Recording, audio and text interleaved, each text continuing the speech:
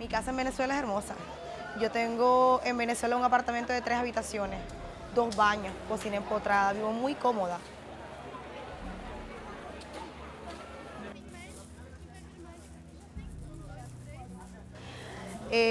No tengo necesidad ni de calor ni de frío porque vivo a buena temperatura.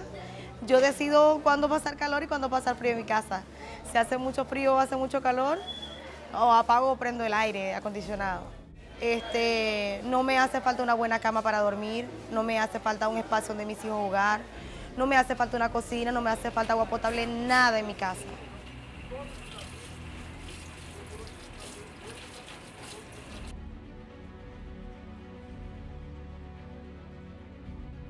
Pero, como todos sabemos, la necesidad que hay en Venezuela de medicamentos, de medicina, de empleo que tenga un salario digno para nosotros tener una calidad de vida como todos merecemos, no lo hay. Más aquí en Brasil tengo mucha incomodidad. Como ustedes pueden observar, todos acá dormimos en barracas. Aún muchas personas duermen en el piso, pero tengo alimentos, tengo medicina al alcance y tengo cosas que no tengo en Venezuela.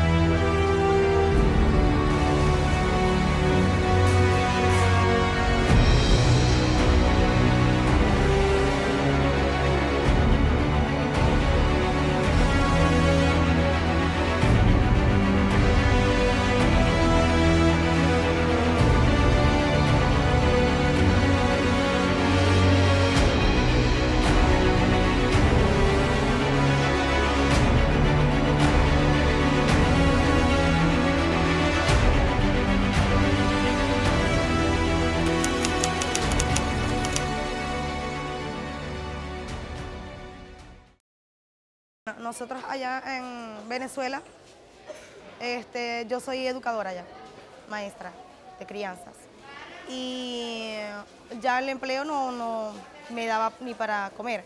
Entonces estaba trabajando vendiendo café en el mercado. Y así pude reunir algo de dinero para poder pagar pasajes de mi Ofilio, mi hijo mayor y el mío.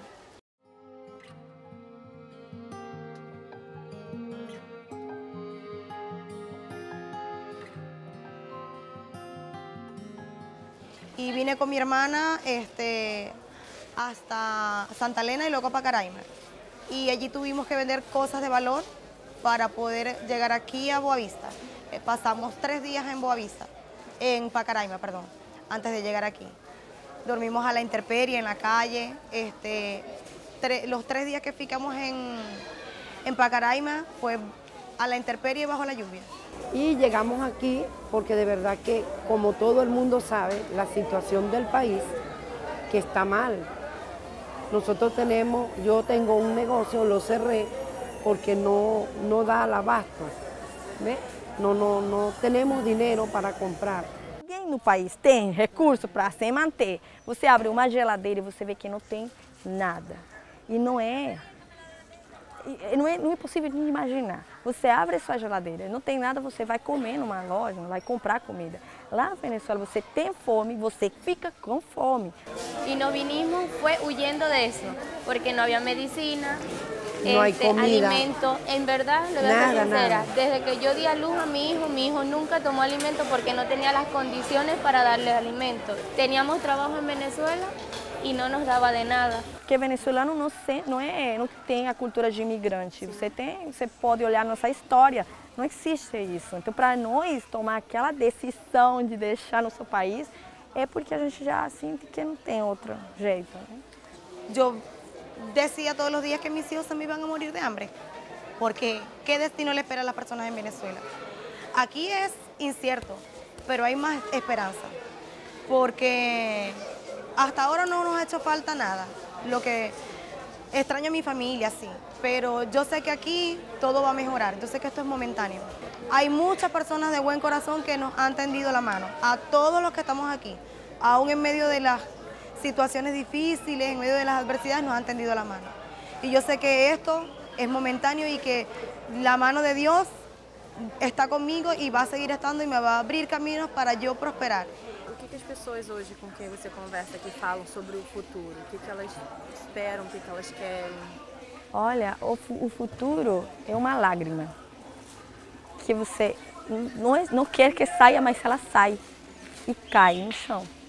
No momento que ela está caindo, vem surgindo mais lágrimas. Todo vem da dor, da perda. Então você continua na dor da perda do teu país. E isso é assim, acho que vou ter a esperança de voltar, mas na verdade, qual é a base dessa esperança? A gente está vivendo o que pode, sobrevivendo. Vou para o Brasil, vou lá. Quanto tempo? Sei lá. Eu vou lá, vou tentar melhorar minha vida lá ou aguardar que melhorem as coisas na Venezuela.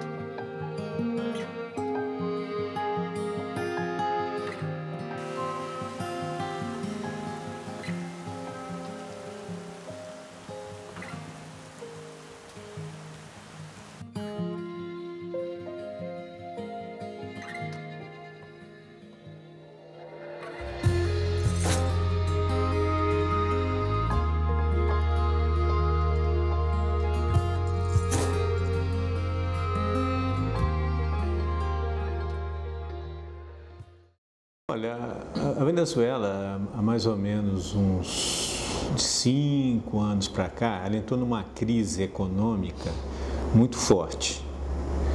As razões dessa crise econômica são várias. Tem razões estruturais, que já persistem desde os anos de 1980, e tem razões mais atuais, né? Por exemplo, a dependência venezuelana em relação ao petróleo é uma característica, vamos dizer, estrutural da Venezuela. A Venezuela, desde 1924, tem como principal produto de exportação o petróleo. O que aconteceu? Que nos anos 1980, na década de 80, o Estado venezuelano tentou diversificar, diminuir a dependência em relação ao petróleo. Então, o governo do Chávez e Maduro, ele realçou a importância do petróleo na economia venezuelana. Então, o petróleo é uma commodity que o preço varia no mercado internacional. Então, se o preço está alto, como já chegou até a $140 o barril, a Venezuela estava numa situação econômica muito favorável. E há pouco tempo o petróleo chegou a custar $40 o barril. Então, foi uma diminuição muito drástica do preço do barril, e o que inviabilizou um projeto econômico na Venezuela. Mas nós não temos somente questões econômicas, nós temos também questões de cunho político, né? O governo de Chávez, a partir principalmente de 2002, 2003, ele teve uma onda de reestatização da economia, né? A economia venezuelana, a partir de 1974, foi uma economia que foi se estatizando, mas a partir dos meados de 1980, a partir de 1985, 86, houve um processo de diminuição do papel do Estado. Aí, com Chávez, esse Estado sujeito, né, ele passa a ser mais forte. Então, houve um processo de reestatização da economia venezuelana. O que aconteceu? O Estado venezuelano, ele não se burocratizou. Então, continua sendo um Estado refém das forças políticas que estão no poder. Isso foi uma das causas também que levou a essa crise que nós estamos presenciando na Venezuela atualmente. Então, você tem um fator econômico muito forte, você tem um fator político muito forte, e você também, a gente não pode negar que existe um fator externo, né? Existe uma pressão internacional, né, sobre a Venezuela. Se nós concordarmos ou não com essa pressão é outra história. Então, o que acontece na Venezuela hoje é que nós temos dois grupos bem polarizados, né? E que não existe nenhum grupo político que possa fazer uma ponte entre esses dois grandes grupos. Houve, por exemplo, uma estatização do comércio varejista, né? Um controle absurdo de preços que nunca funcionou em lugar nenhum. Né? Nós temos exemplo aqui no Brasil da época do Plano Cruzado, em 1986, que foi um fiasco. Né? O controle de preços e o controle de mercado no varejo, ele só funciona em ocasiões muito excepcionais, como uma guerra ou uma catástrofe natural. Né? Mas numa economia normal, isso é um erro muito grande, você tentar controlar o preço no varejo. E o governo venezuelano insiste até hoje nisso. Né? E é algo que não deu errado em todos os lugares do mundo. Outra coisa que o governo fez, ele estatizou partes da economia na qual a economia venezuelana era dinâmica. Então, por exemplo, setores como alimentos, produtos de higiene. Então, é algo assim até surreal. E como que um país que possui a maior reserva de petróleo conhecida, né, que já foi um grande produtor de petróleo, hoje a produção de petróleo da Venezuela está praticamente na metade do que já foi. E como um país desse não tem gasolina? Como que você vai em Santa Helena, por exemplo, você vê filas imensas para abastecer? Né? Em parte porque é um controle rígido, né, do fornecimento, da distribuição de derivados de petróleo. Hoje você tem uma crise em fornecimento de alimentos porque você não consegue manter o abastecimento num patamar suficiente. Né? Então, foram vários problemas. Ou seja, e como sair dessa situação? Né? É extremamente complexo. Eu não vejo a curto prazo uma saída para essa crise venezuelana.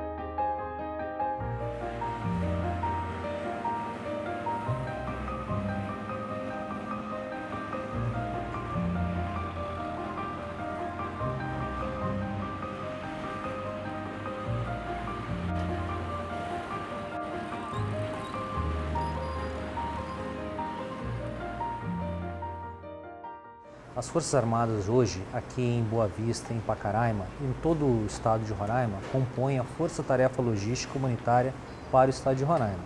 A nossa missão aqui é ser o braço executivo, ser o braço tático das ações demandadas pelo Brasil por intermédio da MP 820 de 15 de fevereiro deste ano.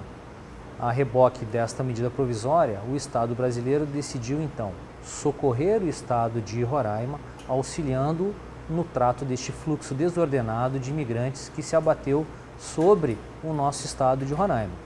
Esses imigrantes, a sua maioria vindos da República Bolivariana da Venezuela, que hoje passa por uma crise humanitária. As Forças Armadas atuam em cooperação com outros 11 ministérios. Então nós, do Ministério da Defesa, cooperamos junto do Comitê Federal de Assistência Emergencial, executando algumas atividades práticas, quais seja a construção de abrigos para imigrantes, a melhoria das infraestruturas de abrigos já existentes e, dentro dos abrigos, em conjunto e em cooperação com organismos internacionais, no caso, em maior destaque, o Acnur, que é o Alto Comissariado das Nações Unidas para Refugiados, e organizações não governamentais que aderiram a este esforço, nós atuamos no fornecimento de alimentação, em visitas sanitárias e médicas diárias e também no fornecimento de uma certa segurança àqueles imigrantes que lá estão. pessoas atualmente são atendidas, estão sendo atendidas? Atualmente, aqui na capital, nós já abrigamos cerca de 3.700 pessoas e em Pacaraima, junto à fronteira, cerca de 500 pessoas. Olha, o grande marco, tá, dessa operação, eu posso dizer aqui que foi a desocupação da Praça Simão Bolívar. Tá? Nós tínhamos ali em torno de 800 a 900 pessoas na praça, em condições subhumanas, crianças, famílias. Tá? Nós fizemos uma grande operação, tiramos esse pessoal da praça, liberamos o espaço público, que é um marco da cidade, tá? E esse pessoal foi abrigado, tá? No Latif Salomão e em Santa Teresa, recebendo ali alimentação, recebendo um abrigo, tá? Segurança, tá? Ou seja, saindo daquela situação subhumana e tendo um mínimo de condições de humanidade. O deslocamento das pessoas iniciou antes da operação, por óbvio, né? Houve um deslocamento e a partir daí a resposta. Então, normalmente os abrigos foram inaugurados, como é que aconteceu? Foram sendo retiradas pessoas em situação de rua. As pessoas estavam na rua, muitas delas na Praça Simão Bolívar, por exemplo, né? E na medida que os abrigos foram inaugurados, foram se retirando pessoas, né? Se fez o registro inicial das pessoas, depois a retirada delas da situação de rua. Então, hoje estamos com os abrigos praticamente lotados, né? A expectativa é que, diante da abertura de novo abrigo, deve acontecer nas próximas semanas, nos próximos dias, né? Já está sendo feito mapeamento de pessoas em situação de rua, e a partir daí elas vai ser ofertada a vaga nesses espaços. E nós chegamos aqui, montamos a primeira missão humanitária para chegar aqui em Boa Vista em novembro de 2016. O primeiro grupo chegou aqui no dia 2 de novembro para ficar 15 dias. E o segundo grupo chegou no dia 17 de novembro para ficar os outros 15 dias. Eu vim com o segundo grupo. E a proposta inicial da missão era isso, eram 30 dias aqui, porque nós fazemos algumas missões que são algumas incursões assim importantes, vão médicos, dentistas, psicólogos e pessoas comuns. Então, realizamos a missão humanitária, normalmente nós colaboramos com quem já está atuando no local e depois nós nos retiramos. Só que nós estamos desde novembro de 2016 aqui.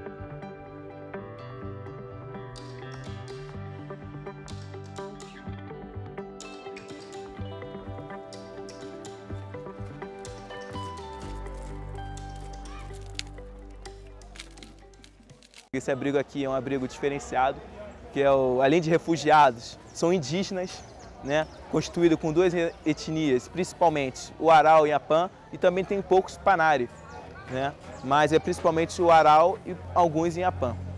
E a dificuldade linguística e também cultural foi muito grande. A gente cede o alimento para eles, paga os gêneros pela cultura deles, eles fazem a alimentação. Ya prácticamente nosotros no podemos regresar a Venezuela, porque en Venezuela no conseguimos principalmente la comida. Por ejemplo, para nosotros los guaraos, en Venezuela no comemos pollo. Aquí donde Brasil comemos pollo, pues, gratis, y comida gratis. Y por eso yo digo que yo estoy muy agradecido, pues, al presidente de aquí de Brasil y a la Fuerza Armada de aquí de Brasil. Este país es un país de cariño, tiene ese caritativo, esa generosidad. Por eso es que yo me voy a quedar aquí, yo no me voy más para Venezuela.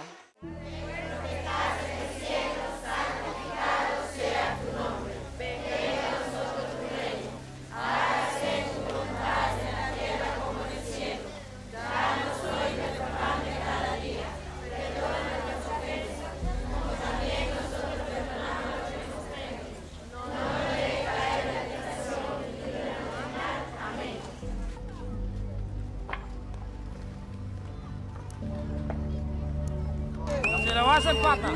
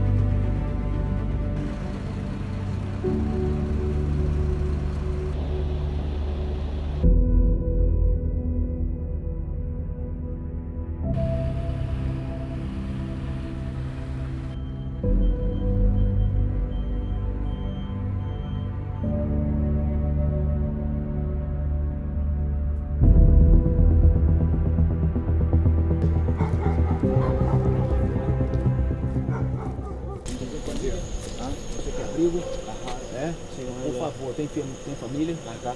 Só tem filhinho? Sim. Não, filho não tem não. Então você desmonta a sua barraca aí rapidamente, tá bom? Sim, mas acorda aí sua família, acorda sua família, reúne seus materiais, tá bom? Ajuda aqui a acordar Vocês querem ir para o abrigo? Vamos lá, vamos desmontar aqui, vamos desmontar a barraca. Vamos lá.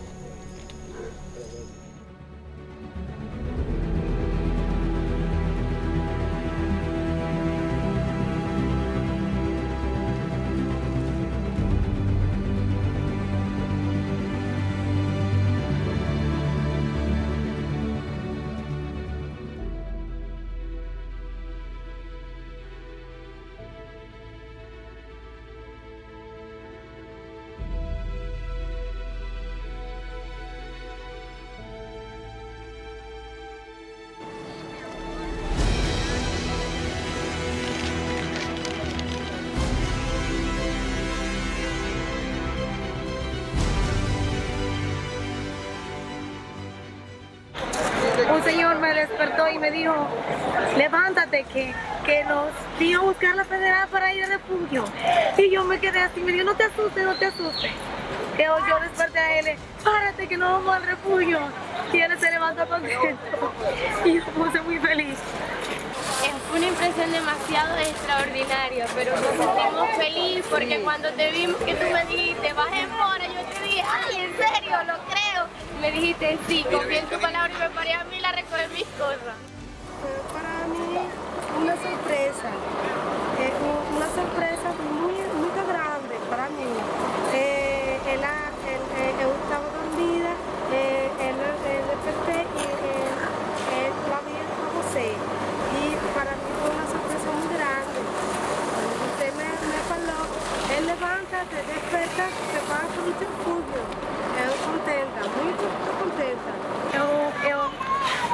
que quizás son unas barracas grandes o son unas barracas pequeñas para familia, o no sé, pero yo creo que vamos a estar mejor que...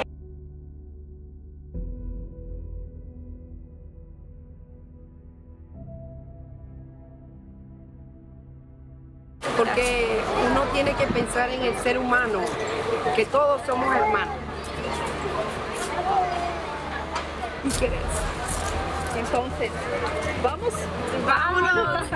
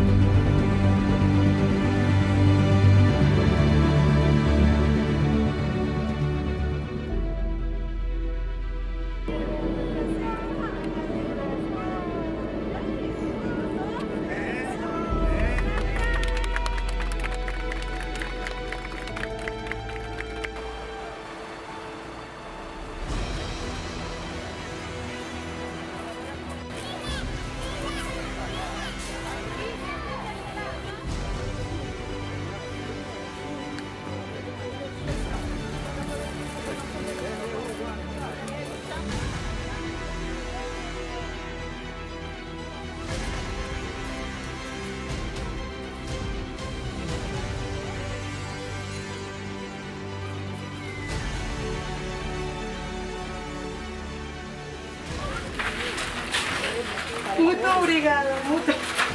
Nada, que isso. Eu lloro de Vocês emoción. merecem. Estoy muy contenta porque, bueno, techo es grande. Muy grande para nosotros. Estábamos en una barraca muy chiquita.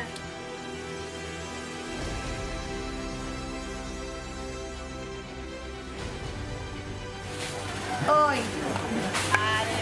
Obrigada.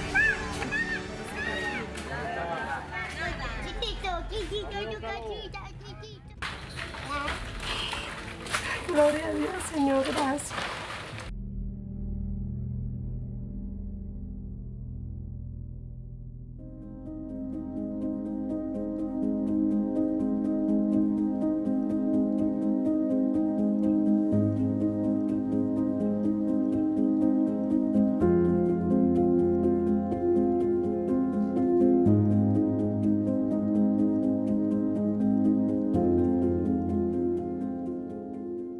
Que é o deslocamento voluntário de pessoas aqui do estado para outras cidades do Brasil, outros estados do Brasil.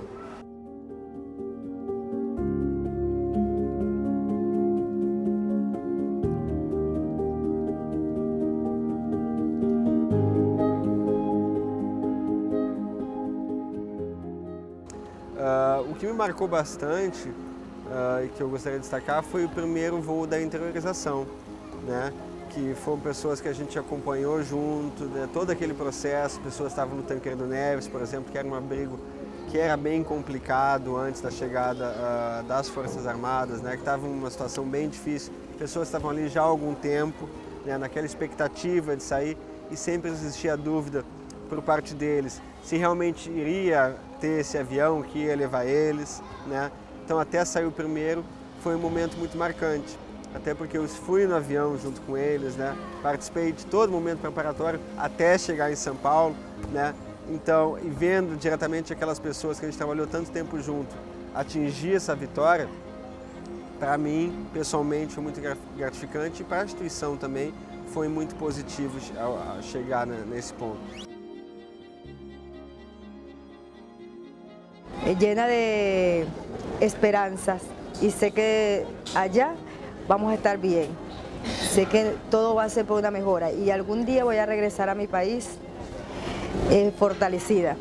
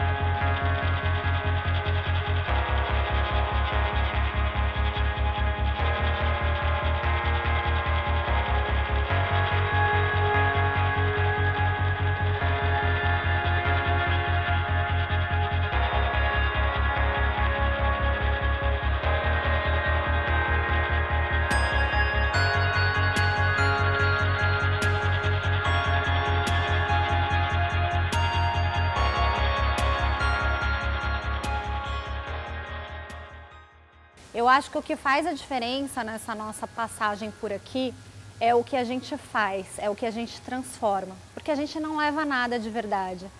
Então, se você é luz, você está deixando luz aqui, você está deixando bem, você está deixando bons exemplos, é isso que conta. Eu sinto que o propósito da vida é contribuir, é colaborar. E se a gente quer um mundo justo, um mundo bom, um mundo gostoso de se viver, a gente tem que lutar por isso. A gente não tem só que ficar falando que a gente quer isso, a gente tem que ir lá e fazer isso. E se aqui está tendo tanta injustiça e as pessoas estão precisando tanto, por que não vir aqui ajudá-las? Quando eu cheguei aqui, eu não esperava muita coisa. Eu estava pronta para ver realmente o que estava acontecendo com os meus olhos. Eu tive uma surpresa muito boa. Eu fiquei muito orgulhosa de ser brasileira. Mas a hora que eu cheguei aqui e vi o trabalho das Forças Armadas com os refugiados, eu senti um orgulho enorme, assim. Eu falei, caramba, que lindo o trabalho do nosso país com essas pessoas e com esses refugiados. A gente encontrou de tudo, desde os problemas mais básicos, como pessoas gripadas, e claro, elas estão em ambientes mais confinados, dividindo barraca, todo mundo dormindo junto, então é comum que essas doenças transmissíveis pelo ar, elas sejam mais disseminadas mesmo. Mas a gente também encontrou casos mais graves, a gente pegou uma grávida e um bebê com pré-eclâmpsia que estava em apresentação pélvica, com descolamento de placenta. E se a gente não tivesse intervido e removido ela para Boa Vista, nem a grávida nem o bebê estariam vivos. Aqui você está explicando ali uma receita, alguma coisa assim, e fala, olha, você acaba comentando, olha, você precisa tomar um pouco mais cuidado com a higiene e tal. E aí depois o paciente acaba te confessando que, na verdade, ele não tem sabonete faz 2 semanas. Então, isso é uma situação que eu estou tendo bastante dificuldade de trabalhar isso, assim. Bom, às vezes eu me sinto, bom, eu estou aqui orientando um monte de coisa, mas quando falta o básico, eu acho que é muito ruim. Assim. Eu acho que é mais sensibilizante no ponto de... Já é difícil quando você é brasileiro, né? Você vai para o sertão do Piauí, as pessoas também têm dificuldade com comida, com água, com moradia, e elas são daqui. Você ser uma pessoa de fora, você não fala a língua, você não conhece o lugar, você não conhece as regras. Então eu acho que a dificuldade para um refugiado é muito maior. É igual a tribo de índio, o abrigo de índios que a gente foi hoje de manhã. Já é difícil você ser índio brasileiro, você ser índio venezuelano. Então, além de ser índio, você não tem a língua, a cultura, você não tem o conhecimento daquele lugar que você está. Então, eu acho que as suas chances são menores e mais difíceis. É um trabalho bem gratificante poder dar esse suporte, né, suporte básico para essa população que ela chegou no país sem ter nada. Então, assim, a gente está criando alguns pilares para eles poderem seguir a vida deles aqui. Então acho muito importante realizar tudo isso. E a gente está aprendendo aqui uma realidade totalmente diferente, né? Algo que a gente nunca presenciou, nunca viveu, né? Então é algo realmente marcante, né? A gente faz trabalho em diversos lugares do Brasil e do mundo, né? Aqui é um lugar especial, muito particular, porque a situação é diferente. A pessoa foi deslocada à força do país dela. Então ela está abandonando a nação, a língua, a cultura, a família, os costumes, para vir para um lugar que ela não necessariamente escolheu vir, mas teve que vir. Então eu acho que essas pessoas, elas não chegam só numa fragilidade física, imunologicamente deprimidas, cansadas, com fome. Elas chegam também abaladas emocionalmente. E isso faz uma diferença enorme na saúde, porque pela Organização Mundial da Saúde, a definição do termo saúde é o equilíbrio entre o físico, o mental e o cultural. E essas pessoas estão com as 3 esferas abaladas. Elas estão com o físico deprimido, com o mental completamente abalado e com o emocional destruído por terem sido forçadas para fora do país delas. Por tus paisajes mis cuentos reiré, por esos mundos de Dios, y tus recuerdos al atardecer me harán más corto el camino. Entre sus playas quedó mi niñez, tendida al viento y al sol, y esa nostalgia que sube a mi voz sin querer se hizo canción. De los montes quiero la inmensidad y del río las acuarelas, y de ti los hijos que sembrarán nuevas estrellas. Y si un día tengo que naufragar y el tifón rompe mis velas, enterrar mi cuerpo cerca del mar de Venezuela.